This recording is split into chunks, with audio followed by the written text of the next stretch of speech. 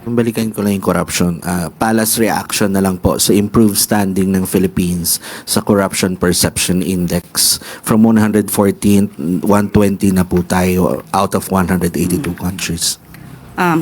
Expected po yan dahil binuksan po ng Pangulo ang issue tungkol sa korupsyon.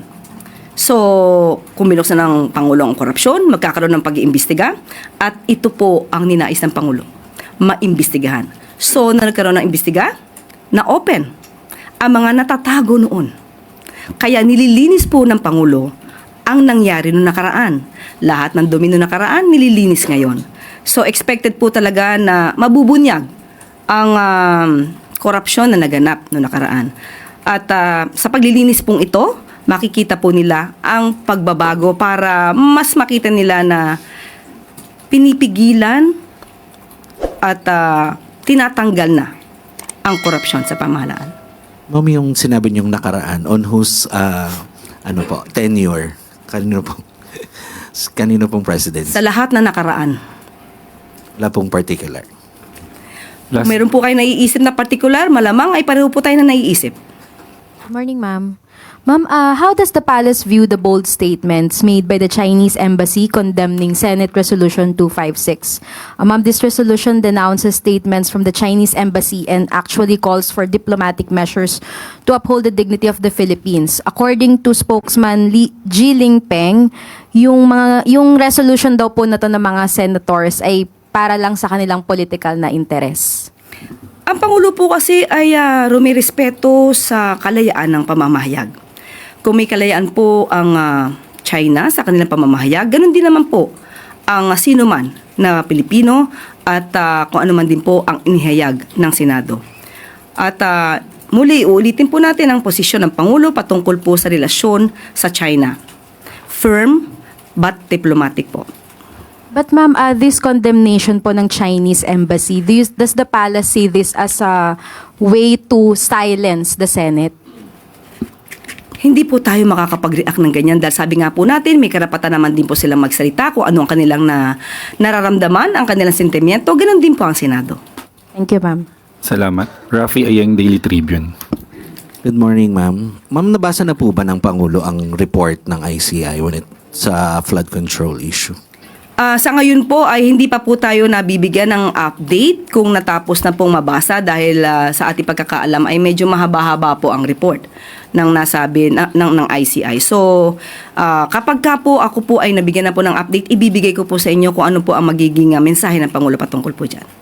And how would the palace explain din po sa mga netizens na nagsasabing tila nawala na talaga ng interes ang palasyo sa pagpapakulong sa mga sangkot dahil sa pag-divert ng atensyon sa ibang problema ng bansa gaya ng ekonomiya?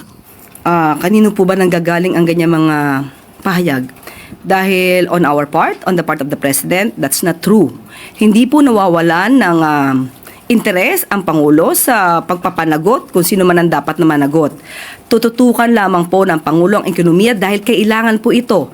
Dahil sa sobrang ingay po na nagaganap, dahil sa binuksan niya po ang issue sa paggamit ng maanumalyang flood control projects or paggamit ng pondo at pag-aabuso dito, ay talaga pong nagkaroon ng ingay at ina-expect naman po ng Pangulo yan. Dahil kung galit po ang mga Pilipino sa korupsyon, lalo pong mas galit ang ating Pangulo.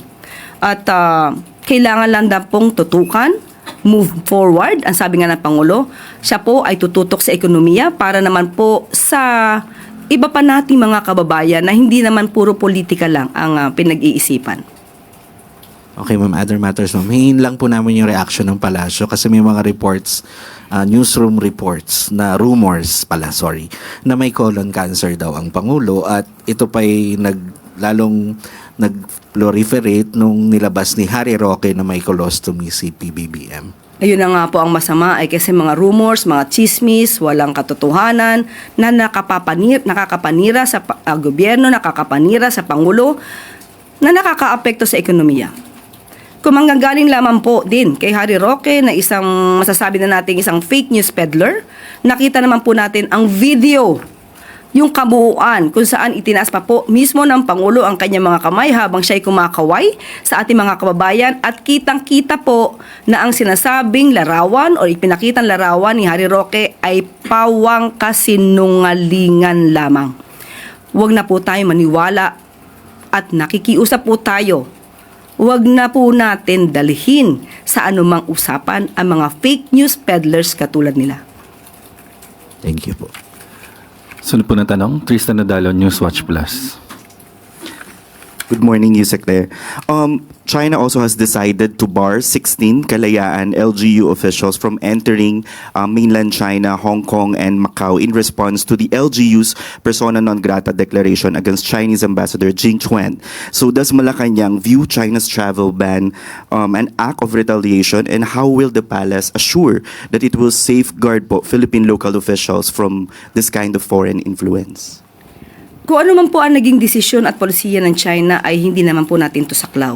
Katulad din po ng hindi nila dapat masaklawan kung ano po ang nagiging desisyon ng administrasyon na ito. Pero ang detalye po niyan ay mas maganda po na ibigay ko na po kay Secretary Tess Lazaro ng DFA.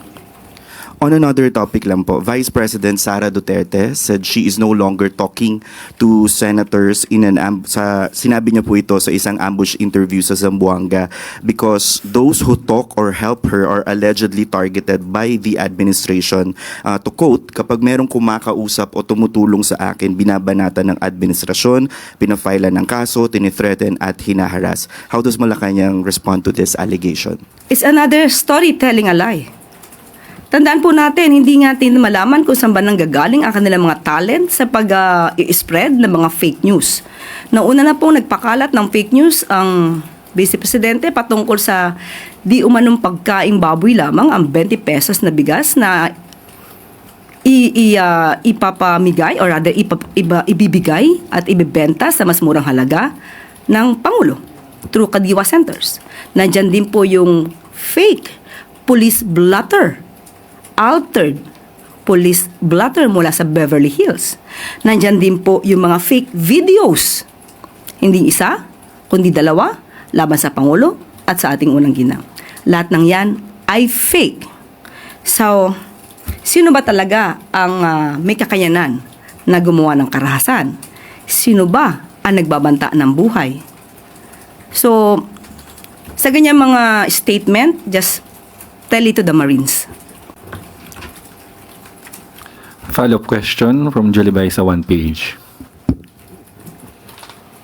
Yusek, balikan ko lang po yung China. Si retired Supreme Court Senior Associate Justice Antonio Carpio, sinabi po niya na daw Philippines should consider filing another arbitration case against China para daw po i-assert yung claims natin. Pero this time, sa International Court of Justice. Kasi doon daw po, tatanungin nila yung China kung papayag ba sila to submit themselves to arbitration. Kino-consider or pinag-aaralan po ba ng palasyo yung filing of another arbitration case? Yung ganyan pong suggestion ay hindi pa rin po na ipaparating sa atin kung ano ang opinion at ano po yung magiging take ng ating pamahalaan.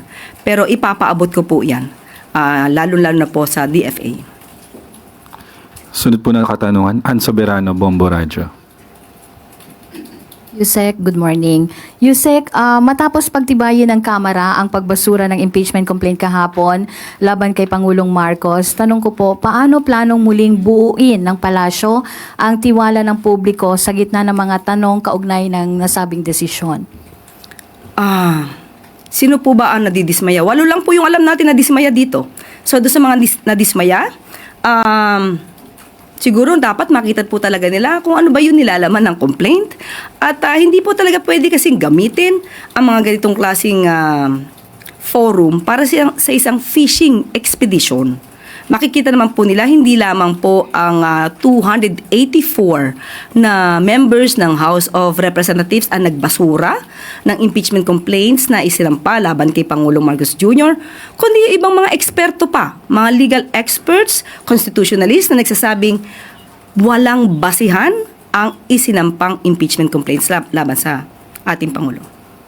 Ma'am, dagdag ko lang, ano pong masasabi niyang Pangulo or ang Malacanang po sa mga nakaramdam nga ulit ng pagkadismaya sa resulta? Dagdagan na. Thank you. sorry na lang po kasi lumabas po ang katotohanan. Thank you, ma'am. Follow-up question, Ivan Mayrina, GMA7. Sorry ma'am, ibang topic ito tungkol dun sa event kanina, yung tungkol sa Memorandum of Agreement between DepEd and the LGUs. Ang sinabi po ng Pangulo, hindi magkakaroon ng ghost at substandard projects dito dahil hindi raw ito uubra sa mga LGUs dahil ang mga mismong constituents daw nila will hold them accountable pag may problema yung mga proyekto. Ang SISTI ho ba ay nakasalalay entirely sa mga local government executives to police themselves and to ensure na wala hong corruption na mangyayari dito sa pag-download ng funds from DepEd for the classrooms? Hindi po. Binanggit po yan ng Pangulo para bilang babala sa mga namumuno sa LGU na kahit kayo ay binigyan ng karapatan at binigyan kayo ng budget at kayo yung merong say sa procurement or mag-decide sa procurement, hindi ibig sabihin na kayo lang ang maaaring tumingin dyan. Ito po ay programa po ng DepEd at ng LGU.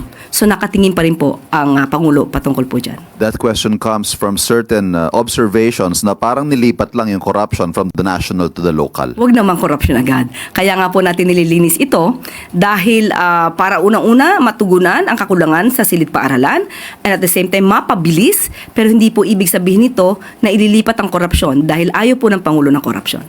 On the situation with China, ang position po ng Pangulo firm but diplomatic. Ito ho hindi nagbabago. Pero kapansin-pansin po na ang style o ang yung nagiging stance nitong bagong Chinese ambassador para medyo mas palaban. Given that, hindi ho ba rin tayo mag-a-adjust? I mean, are there going to be tweaks to be made dito ho sa ating diplomatic approach with the new ambassador? Hindi po kasi natin masasabi na ang pagiging palaban ay siyang magiging magandang solusyon para maayos kung ano man ang sigalot sa bansang China.